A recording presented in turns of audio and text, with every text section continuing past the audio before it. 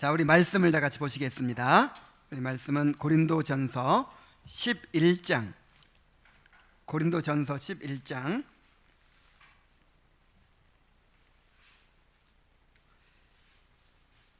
27절부터 32절까지 한번 보겠습니다. 함께 읽겠습니다. 27절부터 32절까지요. 자, 시작. 그러므로 누구든지 주의 떡이나 잔을 합당하지 않게 먹고 마시는 자는 주의 몸과 피에 대하여 죄를 짓는 것이니라. 사람이 자기를 살피고 그 후에야 이 떡을 먹고 이 잔을 마실지니 주의 몸을 분별하지 못하고 먹고 마시는 자는 자기의 죄를 먹고 마시는 것이니라. 그러므로 너희 중에 약한 자와 병든 자가 많고 잠자는 자도 적지 아니하니 우리가 우리를 살폈으면 판단을 받지 아니하려니와 우리가 판단을 받는 것은 주께 징계를 받는 것이니 이는 우리로 세상과 함께 정죄함을 받지 않게 하려 하심이라. 아멘. 자, 정말 오늘 중요한 내용이에요. 이제 구체적으로 다음 주에 성찬을 받는데 어떻게 우리가 한 주간 동안 준비해야 될지 하는 것을 오늘 배우게 됩니다. 자, 먼저 이제 이 하이델베르크 요리문답이 종교개혁 시대에 나왔죠. 이것이 17세기에 이제 작성된 것인데, 16세기에 작성된 건데, 이 종교개혁 시대에 나왔기 때문에 그 당시에 이 로마 카톨릭, 오늘날로 하면 천주교, 그 천주교의 그 오류들에 너무 사람들이 이렇게 사로잡혀 있단 말이에요, 당시에. 그러니까 성찬을 바로 가르치려면 먼저 그 천주교의 오류들을 이렇게 벗겨내야죠. 그래서 항상 천주교의 잘못된 점들을 이제 얘기하고 넘어가는 거예요. 그래서 오늘은 먼저 이 천주교에서 주장하는 그런 잘못된 성찬관을 우리가 알고 거기서 우리가 이제 벗어나야겠다 하는 것을 먼저 살펴보게 됩니다. 성찬의 바른 이해와 천주교 미사의 문제점, 우리 한번 살펴보겠습니다. 80문, 좀 길지만 함께 읽겠습니다. 시작. 주의 만찬과 로마 교회의 미사는 어떻게 다릅니까? 주의 만찬은 첫째, 예수 그리스도께서 친히 십자가 위에서 단번에 이루신 유일한 제사에 의해 우리의 모든 죄가 완전히 사해졌음을 확증합니다.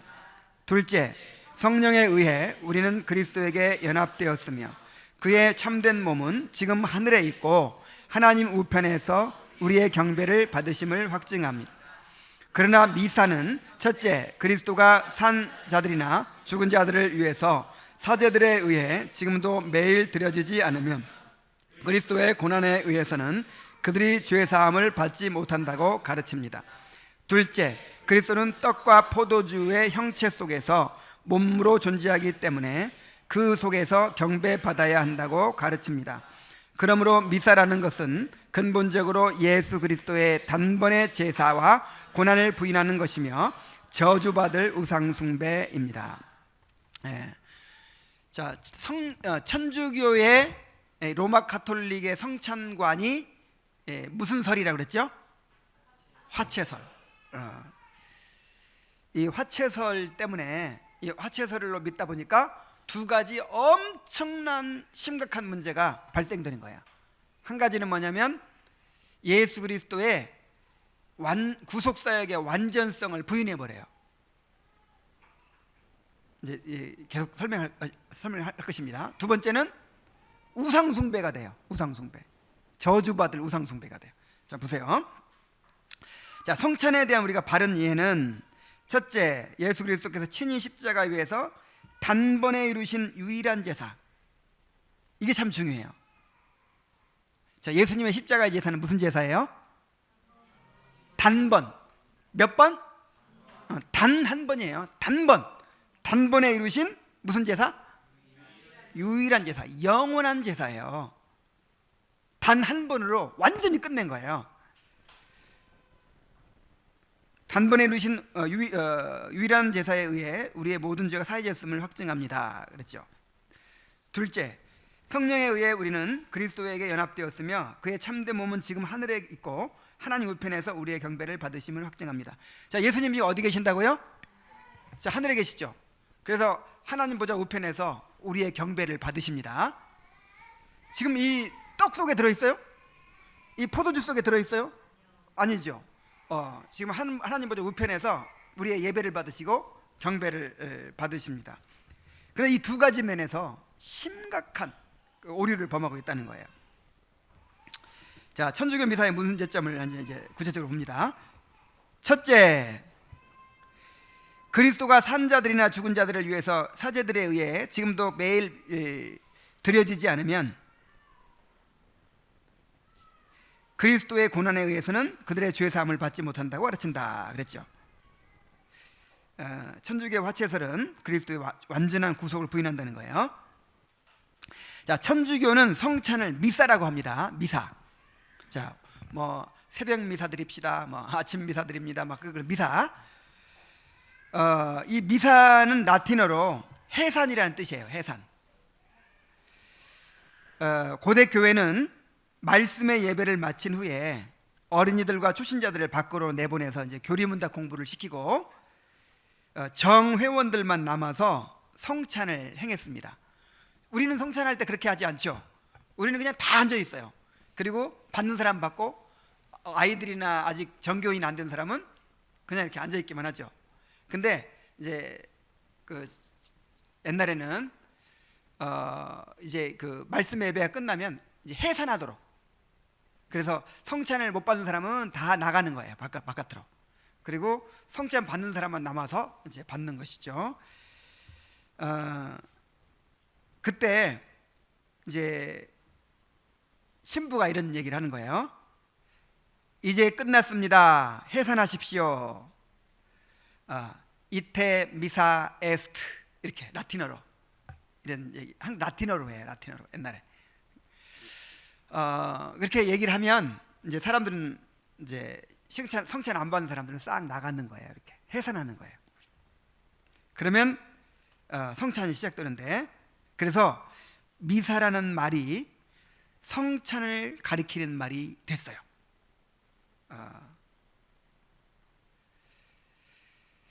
자, 미사가 뭘 가리키는 말이에요? 성찬을 가리키는 말이에요. 근데 이제 천주교에서는 화채설을 믿다 보니까 최후의 만찬 자리에서 예수님이 베푸신 성찬이 최초의 미사였다. 미사라는 말이 그러니까 이제 그 해산이라는 뜻인데, 이게 제사라는 의미로 쓰여지는 거예요. 무슨 의미? 제사. 왜냐하면 진짜 예수님의 살, 진짜 피니까 요것이 제단에 드려져 가지고 제물로 이제 다시 한번 드려지는 거죠. 그래서 맨 처음에 어디서 드려졌냐면 최후의 만찬 때, 이것은 내 살이라, 이것은 내 피라 할 때 진짜 살과 피를 주신 거예요. 그래, 그때 제사가 드려졌어요. 그리고 가장 완전한 제사는 어디서 드려졌냐면 십자가에서 드려졌어요. 지금 내가 천주교의 주장을 말하고 있는 거죠. 그리고 지금도 계속해서 미사 때마다 예수님이 자기 살과 피를 드리고 계시는 거예요. 계속 제사가 계속 드려져요. 그래서 천주교의 미사는 제사입니다. 구약의 제사와 똑같은 제사예요. 그리고 이 그 미사 드리는 그 자리를 제단이라, 제대라 그래요. 제대. 그리고 신부를 뭐라 그러죠? 사제. 사제가 제사장이라는 뜻이에요. 그리고 구약 용어가 그대로 있죠. 구약의 개념이 그대로 있죠. 이게 왜 문제죠? 아니, 예수 그리스도의 단 한 번의 십자가의 구속을 통해서 이제 우리의 속죄가 완전히 이루어져 버렸는데, 그래서 이제 제사 드릴 필요가 없어요. 근데 아직도 뭘 드려야 된다? 제사 드려야 된다. 그러니까 단번에 이루신 그 완전한 속죄의 제사를 부인하는 거예요. 그래서 지금도 계속해서 제사가 드려지지 않으면 우리의 죄가 없어진다는 뜻입니다. 없어지질 않는다는 거예요. 아이고, 이런 망발이 어디 있습니까? 이건 정말 예수 그리스도의 그 희생을 완전히 모욕하는 거예요. 예수님의 십자가의 그 희생을 완전히 그냥 완전히 모욕하는 것이고, 이거는 있을 수가 없는 죄예요, 죄. 그래서 우리가 화채소를 반대해야 되는 거예요. 우리 한번 찾아봅시다. 히브리서 9장 24절로 26절. 히브리서 9장 24절로 26절.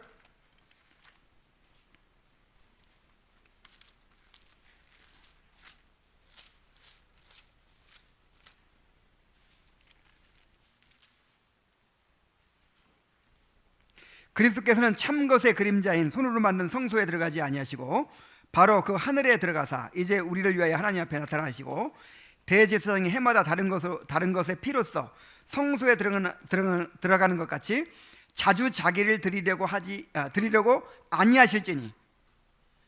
자, 자주 자기를 드려야 돼요, 안 드려야 돼요? 드릴 필요가 없지. 한 번으로 끝내버렸는데. 그리하면 그가 세상을 창조한 때부터 자주 고난을 받았어야 할 것이로되 이제 자기를 단번에, 몇 번에? 제물로 드려 죄를 없이 하시려고 세상 끝에 나타나셨느니라. 한 번 죽는 것은 사람에게 정하신 것이요 그 후에 심판이 있으리니 이와 같이 그리스도도 많은 사람의 죄를 담당하시려고 단번에, 단번이라는 말을 자꾸 강조하죠. 단번에 들이신 바 되셨고 구원에 이르기 위하여 죄와 상관없이 자기를 바라는 자들에게 두 번째 나타나시리라. 자, 10장으로 한번 가봅시다. 히브리서 10장 10절. 이 뜻을 따라 예수 그리스도의 몸을 몇 번에? 단번에 들으심으로 말미암아 우리가 거룩함을 얻었노라. 그냥 한 번에 끝내버렸어요. 한 번에. 제사장이 매일 서서 섬기며 자주 같은 제사를 드리되 이 제사는 언제나 죄를 없이 하지 못하거니와. 구약 제사는 반복적이에요. 반복적. 왜냐하면 구약 제사는 모형이기 때문에 그 짐승의 피가, 짐승의 제물이 우리 죄를 한 번에 다 없애지 못해요. 그래서 반복적으로 드려요. 그러나 예수 그리스도의 십자가의 제사는 몇 번? 단번에.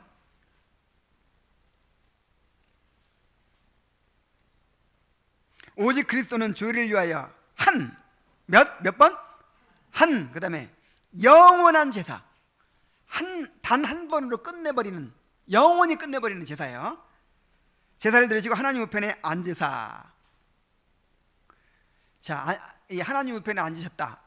이제는 완전히 이제 그 제사가 끝났어요. 이제 더 이상 제물로 드려져 버렸기 때문에 예수님은 지금 이제 그 피를 들고 이제 성소에 들어가신 거예요.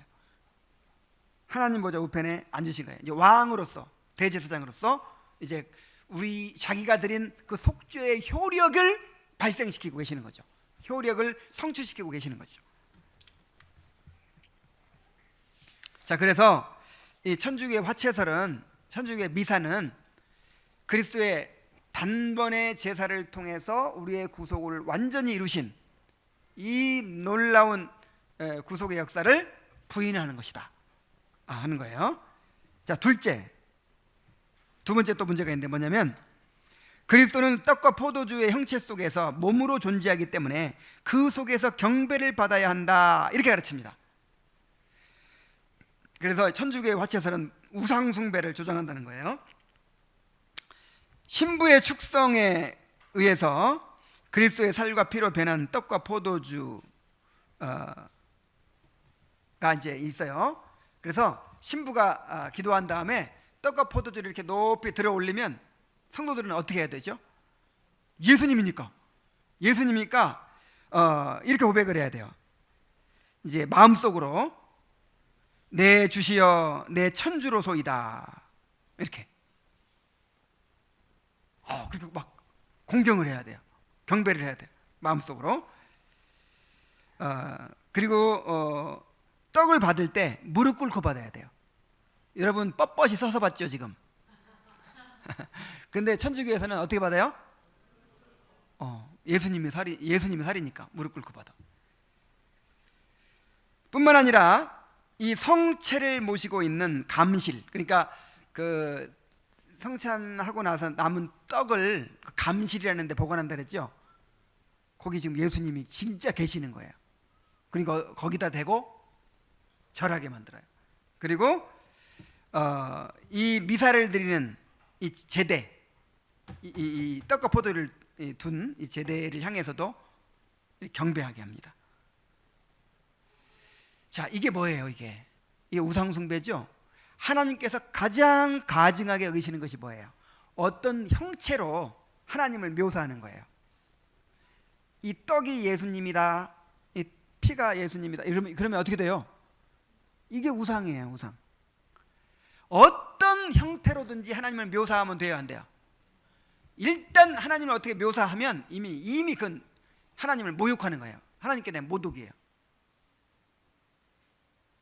어떻게 하나님을 그렇게 어떤 형태로 묘사하고 형태로 경배하고 그렇게 합니까? 그래서 이 계명에 어떤 형상이든지 만들지 말고 그것들에게 뭐 하지 말라? 절하지 말라.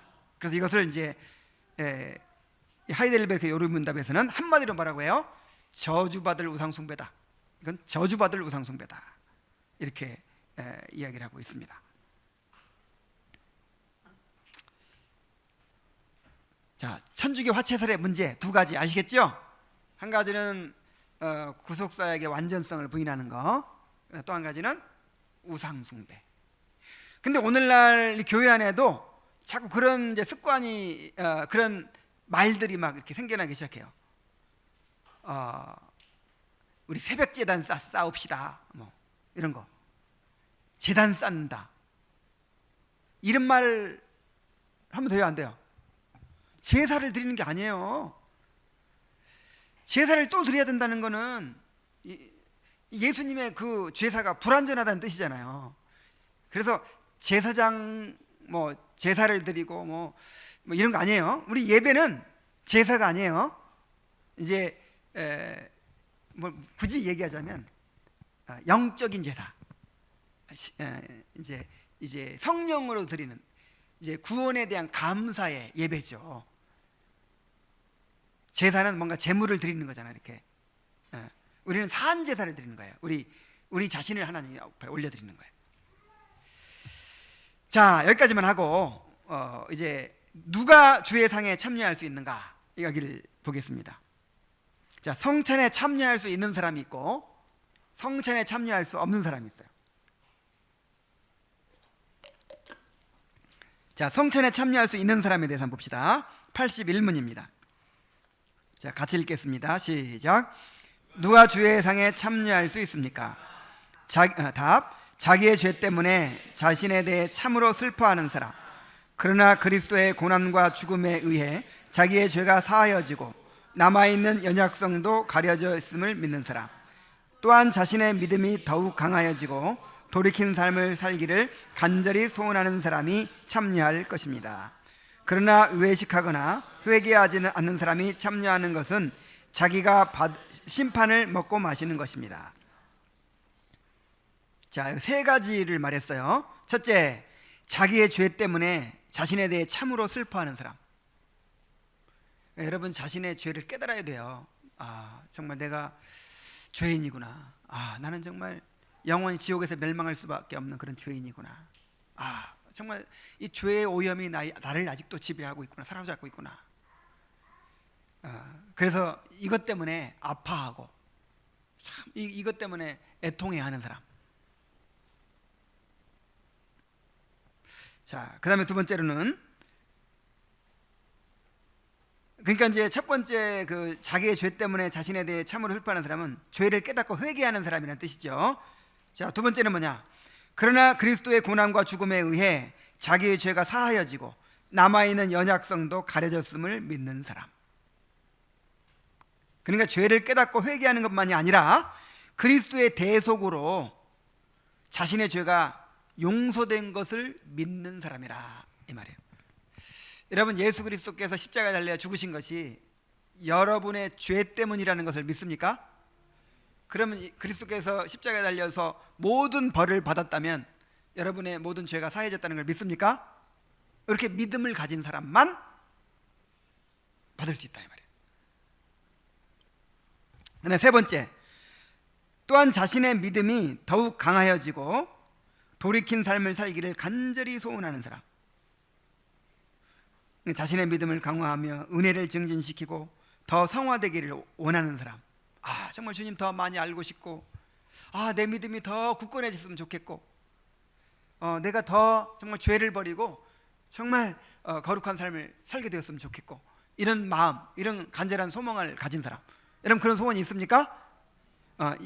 그러니까 한마디로 말하면 참으로 회개하고 믿는 사람이죠. 참으로 회개하고 믿는 사람. 이런 사람이 성찬을 받을 수가 있어요.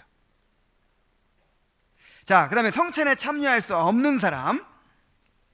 자, 82문을 읽어보겠습니다. 자, 시작. 자신의 고백과 생활에서 믿지 않음과 경건치 않음을 드러내는 자에게도 이 성찬이 허용됩니까? 아닙니다. 그렇게 되면 하나님의 언약이 더럽혀져서 하나님의 진노가 모든 회중에게 내릴 것입니다. 그러므로 그리스도와 그의 사도들의 명령에 따라 그리스도의 교회는 천국의 열쇠를 사용하여 그러한 자들이 생활을 돌이킬 때까지 성찬에서 제외시킬 의무가 있습니다.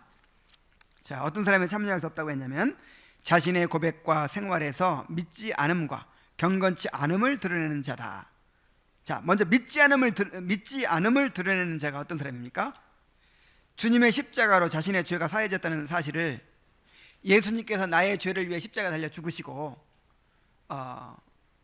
이제 내 죄를 용서하셨다는 사실을 안 받아들이는 사람, 안 믿는 사람, 그렇게 고백하지 않는 사람이죠. 그런 믿음이 없는 사람이죠. 그러니까 이거는 내 구원의 확신이 없는 것과는 다른 문제예요. 내가 예수님을 믿어요. 십자가에서 나의 죄를 담당하시고 내 죄를 사해줬다는 걸 내가 믿어요. 사해 주셨다는 믿어. 근데 내 구원의 확신이 아직 약한 거예요. 내가 진짜 들림 받을 수 있을까? 내가 천국에 갈 수 있을까? 이거는 내가 아직 이게 확신이 부족해. 자, 이거는 문제가 아니에요. 이거는 받을 수 있어요.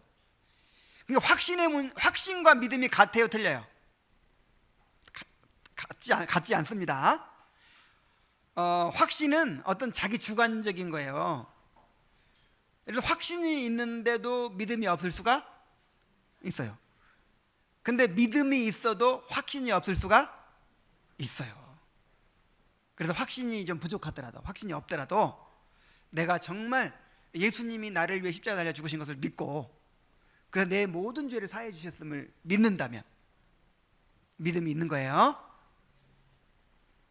이제 물론 그걸 다 볼 수는 없겠지만 어쨌든 그걸 이제 그렇게 믿는다고 하면 믿음이 있다고 그렇게 인정을 해야 된다는 거죠. 그런 믿음이 있는 거죠. 믿음이 아직 이제 막 확신이 충만할 정도로 그렇게 아직 강하지는 못하더라도. 그 다음에 경건치 않음을 드러내는 자는 어떤 사람이냐? 회개하지 않는 자죠. 회개의 삶을 살지 않는 자. 그러니까 죄를 하나도 짓지 않고 그냥 경건하게 살아야 된다, 그 뜻이 아니라 우리가 늘 죄 속에 살지만 그러나 늘 회개하죠. 늘 회개하고 또 죄를 버리려고 하고 그러죠. 근데 예를 들어서 공공연하게 드러난 죄를 지으면서 그냥 그거를 회개하려고 하지도 않고 막 그런 사람 있죠. 그런 사람은 이건 받으면 안 돼요. 그래서 이게 명백하게 내가 요즘에 이제 성경도 잘 못 읽고 그냥 기도 잘 안 하고 내가 좀 경건하지 못하게 살고 이런 정도가 아니라, 예를 들어서 계속 도둑질을 계속 하고 있다든지 아니면 뭔가 부적절한 관계를 계속 맺고 있다든지 아니면 누구를 미워하고 막 지금 이렇게 원수짓고 있다든지 그런 죄를 버리려고 하질 않아. 그런 문제를 말하는 거예요.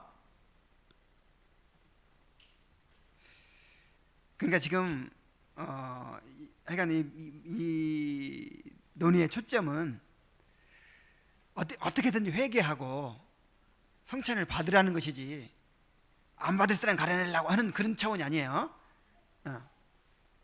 이게 그러니까 만약에 내가 부족하다고 생각하면 어떻게 해요? 한 주간 동안 회개하고 받아야지. 그러니까 나 안 받을래요. 먼저 이렇게 그런 식으로 하면 안 되겠죠. 자, 그렇게 되면 여기서부터 무서워요. 보세요. 그렇게 되면 하나님의 언약이 더럽혀져서 하나님의 진노가 모든 회중에게 내릴 것입니다. 진정으로 회개하고 믿지 않는 사람이 성찬에 참여하면 은혜가 아니라 오히려 독이 되는 거예요. 고린도전서 11장 27절에 그러므로 누구든지 주의 떡이나 잔을 합당하지 않게 먹고 마시는 자는 주의 몸과 피에 대하여 죄를 짓는 것이니라 그랬어요. 그래서 실제로 고린도 교인들에게 하나님이 심판을 내리셨어요. 여기 11장의 30절에 그러므로 너희 중에 약한 자와 병든 자가 많고 잠자는 자도 적지 아니하니 그랬죠. 우리가 우리 자신을 살폈으면 판단을 받지 아니하렸으려니와. 여기서 판단이라는 말이 심판이라는 뜻입니다. 크리노라고 해서 심판이라는 뜻이에요. 그러니까 하나님이 뭘 내리셨다는 거예요? 심판을 내리셔. 심판. 그러니까 심판은 두 종류가 있어요. 그러니까 불신자들도 심판을 받지만 신자들도 심판을 받아요. 신자들이 받는 심판은 징계죠. 징계. 자, 어떤 심판 받았어요? 너희 중에 약한 자와, 그냥 어떤 식으로 약해졌든지 간에 마음이나 육체나 그냥 굉장히 약해져 버린 거예요. 힘을 잃어버린 거예요. 그리고 병이 생겨서 병든 자도 많아요. 그 다음에 또 뭐? 잠자는 자. 잠자는 자는 뭐예요? 하나님이 죽여버렸어요. 그냥 하나님이 죽이셨어요. 이게 하나님의 심판이 무섭습니다. 그러니까 하나님은 하나님의 교회를, 그리스도의 몸된 교회니까, 그리고 하나님의 성전이니까 누가 지키겠어요? 하나님이 지키겠죠. 내가 내 방 막 더럽게 하면 어떻게 해요? 막 청소해 내야죠. 그래서 하나님께서 주님의 교회에 대해서 이렇게 심판하십니다.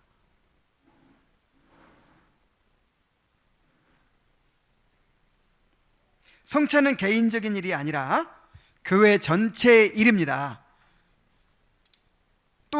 또한 교회는 한 몸이요, 한 가족입니다. 그래서 성찬을 더럽힐 때 교회 전체가 심판을 받게 되는 것입니다.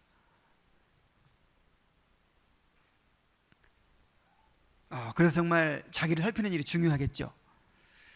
그러므로 그리스도와 그의 사도들의 명령에 따라서 그리스도의 교회는 천국의 열쇠를 사용하여, 천국의 열쇠라는 건 뭐냐면 하나님께서 교회 직분자들에게 주신 교회를 치리하는 권세를 말해요. 우리 다음 주에 배웁니다. 천국 열쇠에 대해서 다음 주에 배워요.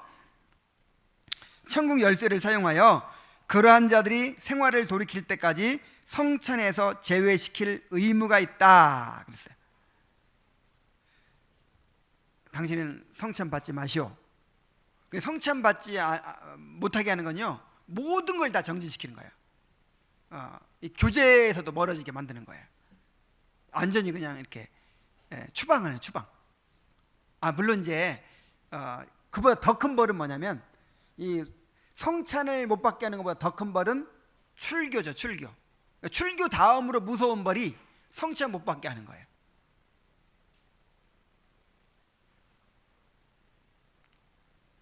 일단 성찬에 참여할 자는 세례받은 자들로 제한을 하죠. 그래서 왜냐하면 세례는 믿고 회개한 사람들이 받는 거죠.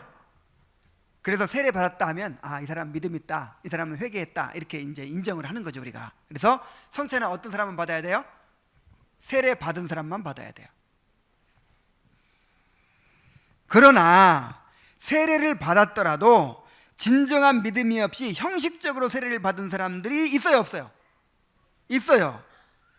그래서 자기를 살펴야 된다는 거죠. 고린도전서 11장 28절 19절에 사람이 자기를 살피고 그 후에야 이 떡을 먹고 이 잔을 마실지니 주의 몸을 분별하지 못하고 먹고 마시는 자는 자기의 죄를 먹고 마시는 것이니라. 그래서 교회는 주님이 주신 교회의 권위로 성찬에 참여하기에 적절하지 못한 사람들을 성찬에 참여하지 못하도록 제한시켜야 할 의무가 있는 것입니다. 우리 데살로니가후서 3장 한번 찾아보겠습니다. 데살로니가후서 3장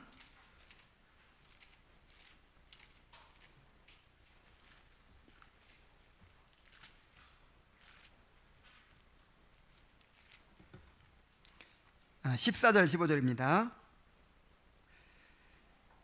누가 이 편지에 한 우리의 말을 순종하지 아니하거든 그 사람을 지목하여 사귀지 말고 그로 하여금 부끄럽게 하라. 그러나 원수와 같이 생각하지 말고 형제같이 권면하라. 자, 그 사람을 지목해서 박명준 이 앞으로 나오세요 해가지고 딱 세우고, 자, 이 사람은 이제 이 어떤 일에 순종하지 않고 또 회개하지 않고 있기 때문에 이 사람은 수찬을 정지합니다. 이제 그러면 그 사람하고 이제 그 사람을 이제 벌 주는 거죠. 이렇게. 그래서 그 사람하고 뭐 하지도 말아라, 사귀지도 말고. 여기에 성찬까지 포함되는 거예요. 성찬이 사귐이잖아요. 한 몸에 참여하는 거잖아요. 이걸 제한시키는 거죠. 자, 이렇게 해서 성찬을 합당하게 행하고 이 교회의 거룩성을 지켜야 될 의무가 있는 것이죠. 자, 그래서 이제 한 주간 동안 자, 어떤 걸 우리가 살펴야 될까요? 아까 세 가지 있었죠. 너무 여기는 간단하게 그냥 알기 쉽게 나와 있어요. 자기의 죄 때문에 자신에 대해 참으로 슬퍼하는 사람이라고 했죠. 정말 내가 진정으로 내 죄를 깨닫고 회개하고 있는지, 회개하는 사람인지. 또 두 번째로는 그러나 그리스도의 고난과 죽음에 의해 내 죄가 사하여지고 남아있는 나의 연약성도 가려져 있다고 합니다. 가려졌단 말은 이제 다 이제 더 이상 정죄 받지 않고 용서받았다는 뜻이죠. 죄의 오염이 있지만 그 죄 책에서 이제 벗어났다는 것이죠. 내가 그것을 믿고 있는가? 그 다음에 자신의 믿음이 더욱 강하여지고 돌이킨 삶을 살기를 간절히 소원하고 있는가? 그래서 한 주간 동안 자기를 그렇게 살피고, 그 다음에 정말 내가 회개하지 않고 있는 죄가 있는지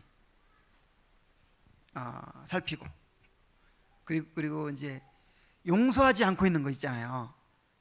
물론 이제 용서했다고 하지만 불쑥불쑥 또 옛날 생각이 나고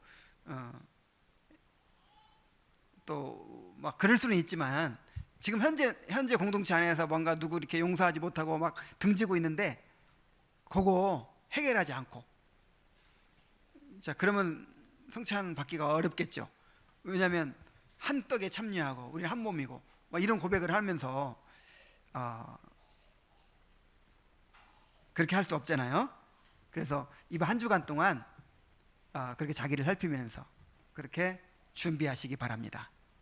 회개하시고, 그 다음에 믿음을 고백하시고, 그 다음에 용서하시고, 죄를 버리시고, 정말 주님께 대한 사랑과 믿음을, 그 다음에 이 교회에 대한 사랑과 믿음을 또 새롭게 하시고, 그렇게 하는 가운데 성찬을 기도함으로 잘 준비하시기 바랍니다. 이제 마치겠습니다. 자, 마치고 여기까지 끝났어요. 이제 혹시 질문 있으면 한번 성찬에 대해서 질문 있는 사람 한번 얘기해 보세요.